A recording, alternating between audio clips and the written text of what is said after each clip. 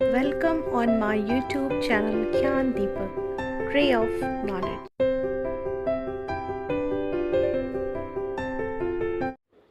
नमस्कार बच्चों, आज हम लोग कक्षा 12 के जीव विज्ञान में चैप्टर नंबर 3 ह्यूमन रिप्रोडक्शन को देख रहे हैं। यह इसका पार्ट 3 है। पिछले दो वीडियो में हमने male reproductive system and female reproductive system, उसके बाद दूसरे वीडियो में हमने गैमेटोजेनेसिस प्रोसेस को देखा था। इस पार्ट 3 में हम आज देख रहे हैं मेंस्ट्रुअल साइकिल एंड ओव्यूलेशन के बारे में। आइए हम लोग देखते हैं। मेंस्ट्रुअल साइकिल आर्तव चक्र जो है यह प्राइमेट्स स्तनधारियों में पाया जाता है, जैसे कपी, बंदर, मनुष्यों इत्यादि जो हैं, इनके फीमेल्स में, फीमेल प्राइमेट्स जो मैमल्स होते हैं उनमें यह चक्र पाया जाता है। इन प्राइमेट्स स्तनधारियों में जनन जो है की क्षमता यह वर्ष पर्यंत चलती रहती है। इस चक्र की शुरुआत 10 से 14 वर्ष की आयु में होती है। प्रथम बार आए रजोस्राव को मीनार्की यानी रजोदर्शन कहते हैं। 40 से 50 वर्ष की आयु के बाद रज चक्र की समाप्ति हो जाती है। इस अवस्था को रजोनिवृत्ति या मीनोपॉज कहते हैं। सामान्यतः यह चक्र 28 दिन का होता है। किसी विशेष परिस्थिति में असामान्य में यह चक्र आगे भी बढ़ता है, लेकिन सामान्य रूप से यह चक्र 28 दिन का ही माना जाता है। इस चक्र में कई सारे फेजेस होते हैं। इस फेजेस को देखते हैं हम। इसमें पहला फेज होता है मेंस्ट्रुएशन फेज। मेंस्ट्रुएशन फेज में से ही इस चक्र की शुरुआत होती है। इसमें रक्तस्राव होता है जो 1 से लेकर 5 दिनों तक चलता है। गर्भाशय से इस स्राव का कारण जो है वह गर्भाशय की अंतःस्तर एंडोमेट्रियम की जो परत होती है उसकी और रक्तवाहिनियों के नष्ट होने से होता है, जो एक तरल के रूप में योनि से बाहर आने लगता है। यह तभी आता है जब अंडाणु ओवम फर्टिलाइज नहीं होता है। इसके बाद की जो अवस्था है वह है फॉलिकुलर फेज, जो 6 से लेकर 13 डेज तक चलती रहती है। इसमें अंडाशय के भीतर प्राइमरी फॉलिकल्स में वृद्धि होने लगती है और यह एक पूर्ण ग्राफी पुटक यानी मैच्योर ग्राफियन फॉलिकल्स के रूप में बदल जाता है। अंडाशय में प्रोलिफरेशन के पश्चात गर्भाशय का अंतःस्तर पुनः पैदा हो जाता है और अंडाशय और गर्भाशय के बीच यह जो परिवर्तन है यह कई सारे हार्मोन्स के कारण होती है। इस अवस्था के बाद तीसरी अवस्था होती है ओव्यूलेटरी फेज, जो मिड साइकिल होता है, यानी साइकिल का यह मध्य भाग है। यह लगभग 14वें दिन होता है। इसमें अंडाणु जो है वह अंडाशय से बाहर आ जाता है, जिसे अंडवाहिनी की जो झिल्ली है फिम्बरी वह उसे ग्रहण करती है और इसे लेकर अंडवाहिनी की तरफ ले जाती है, जिसे अंडोत्सर्ग यानी ओव्यूलेशन की प्रक्रिया कहा जाता है। इसके पश्चात जो फेज आता है वह है ल्यूटियल फेज, जिसकी अवस्था 15 से 28 दिनों की होती है। इस अवस्था में कॉर्पस ल्यूटियम का निर्माण होता है, यानी ओव्यूलेशन के बाद की जो अवस्था होती है इसे ही ल्यूटियल फेज कहते हैं। इसमें जब ग्राफिन फॉलिकल से ओव्यूलेशन हो जाता है तो यह कॉर्पस ल्यूटियम में बदल जाता है और इसके अंदर कई प्रकार के वसीय पदार्थों का संचय हो जाता है।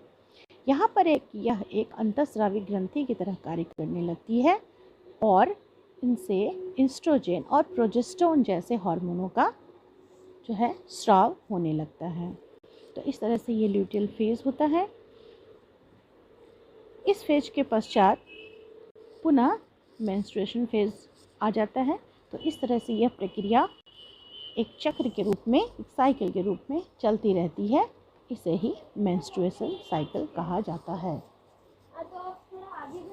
आइए हम आगे देखते हैं। यह जो प्रोसेस है, यह प्रोसेस में दो तरह की घटनाएं होती हैं। एक तो यूट्राइन इवेंट और दूसरा ओवियर इवेंट के रूप में होता है।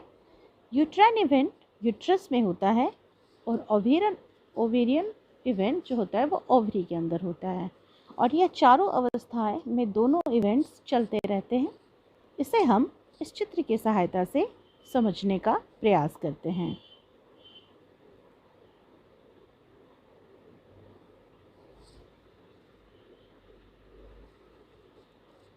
यहाँ पर हम इस यूट्राइन इवेंट्स को देख सकते हैं और ओवियर इवेंट्स को भी देख सकते हैं। यानी ओवरी के अंदर जो है पुटक का निर्माण यानी फॉलिकल्स का जो निर्माण होता है वह भी चलती है। और यहाँ यूट्रस में यानी गर्भाशय में भी यह जो है चारों स्टेजेस आपको यहाँ पे दिख रहे हैं।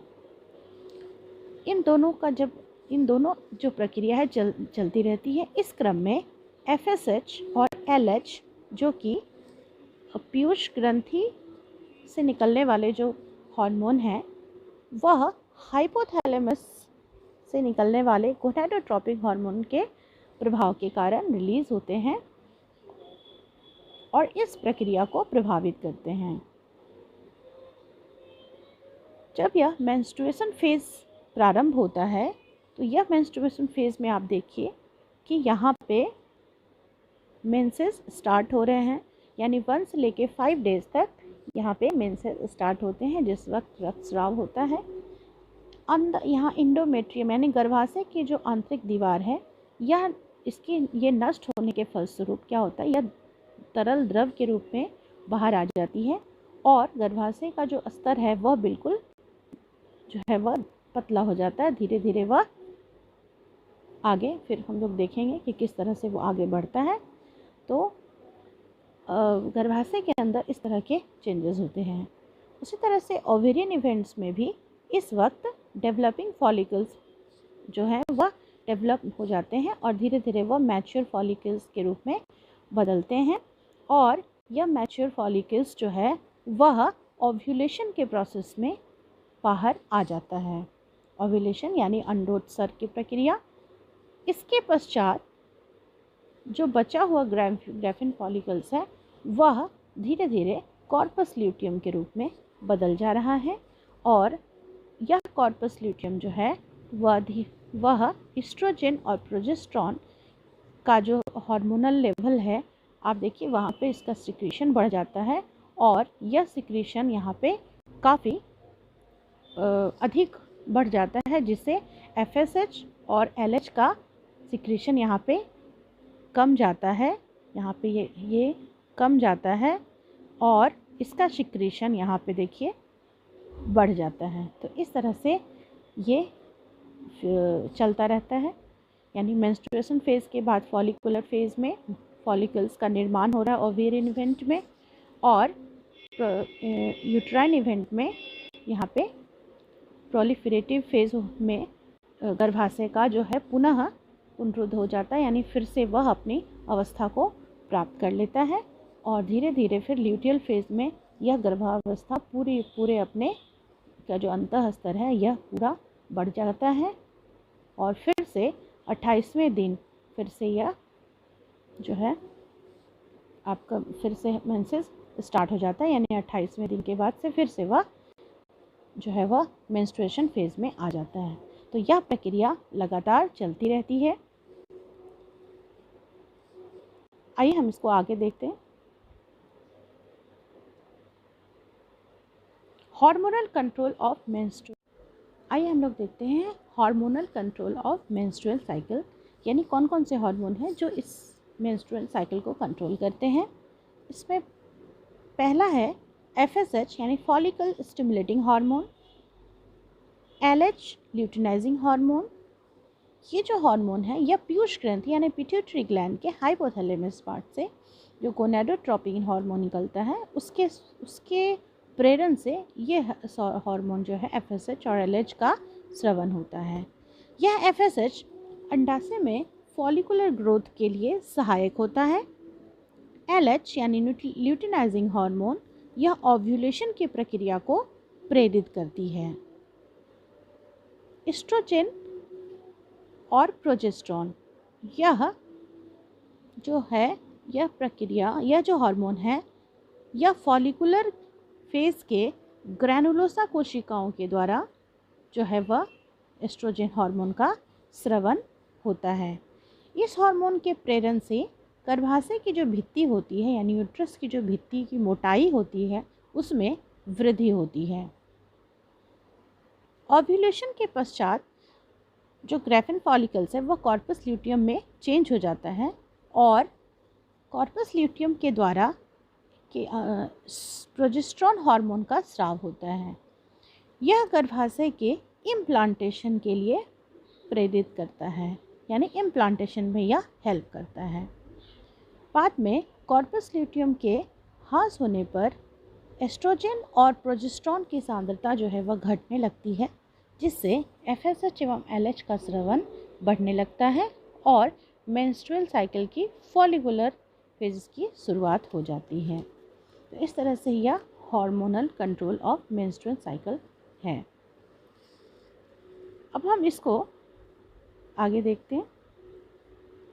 मेंस्ट्रुअल हेल्थ एंड हाइजीन के लिए जो है कुछ उपाय हैं जिसको कि करना आवश्यक होता है।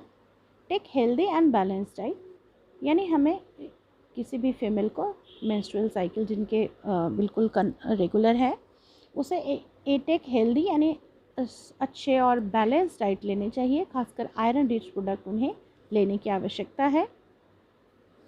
Take bath and clean yourself regularly, अच्छे से अपनी साफ़ सफाई पर ध्यान देना है।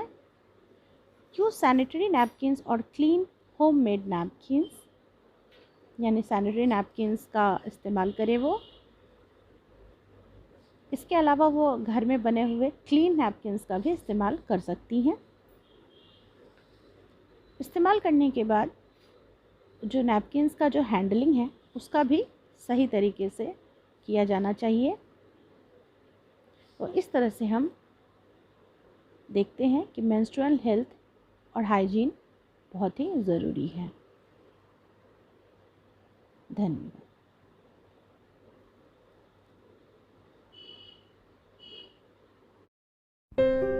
आपको अगर मेरी ये वीडियो अच्छी लगे तो प्लीज़ इसे लाइक, शेयर एंड सब्सक्राइब करें। Thank you.